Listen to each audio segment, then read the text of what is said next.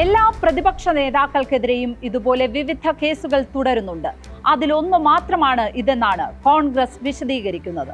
Young India limited എന്ന കമ്പനിയുടെ ഡയറക്ടർമാരായി ഇരുന്ന് സോണിയയ്ക്കും രാഹുലിനും ഈ സ്വത്ത് സ്വന്തം നിലയ്ക്ക് കൈകാര്യം ചെയ്യാൻ കഴിയില്ലെന്നും പാർട്ടി വാദിക്കുന്നു.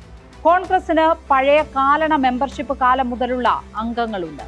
അസോസിയേറ്റഡ് ജേർണൽസ് ലിമിറ്റഡിന് 5000-ഓളം ഓഹരി ഉടമകളുമുണ്ട്. പറ്റിച്ചു എന്ന് ഇതുവരെ ഏതെങ്കിലും കോൺഗ്രസ് അംഗം പരാതി നൽകിയിട്ടില്ല. ഏതെങ്കിലും ഓഹരി ഉടമയും പരാതിയുമായി സമീപിച്ചിട്ടില്ല. കേസ് കൊടുക്കുന്ന കാലത്ത് ജനതാ പാർട്ടി അധ്യക്ഷനായിരുന്ന സുബ്രഹ്മണ്യൻ സ്വാമി കേസ് നടക്കുമ്പോൾ BJP-യിലാണ് അംഗത്വമെടുത്തത്. കോൺഗ്രസിനെ പറ്റിച്ചു എന്ന BJP നേതാവ് സുബ്രഹ്മണ്യൻ സ്വാമിയുടെ പരാതിയിലാണ് കേസ്. അന്നത്തെ കോൺഗ്രസ് നേതാക്കളിൽ പലരും സുബ്രഹ്മണ്യൻ സ്വാമിയെ പോലെ ഇപ്പോൾ BJP-യിലാണ്. അവരുടെ ഒപ്പം സ്വത്തും പോകാതിരിക്കാൻ തീർത്ത തടയണ മാത്രമല്ലേ ഇപ്പോഴത്തെ കമ്പനി? അതിനെതിരെയല്ലേ കേസ് നടക്കുന്നത്?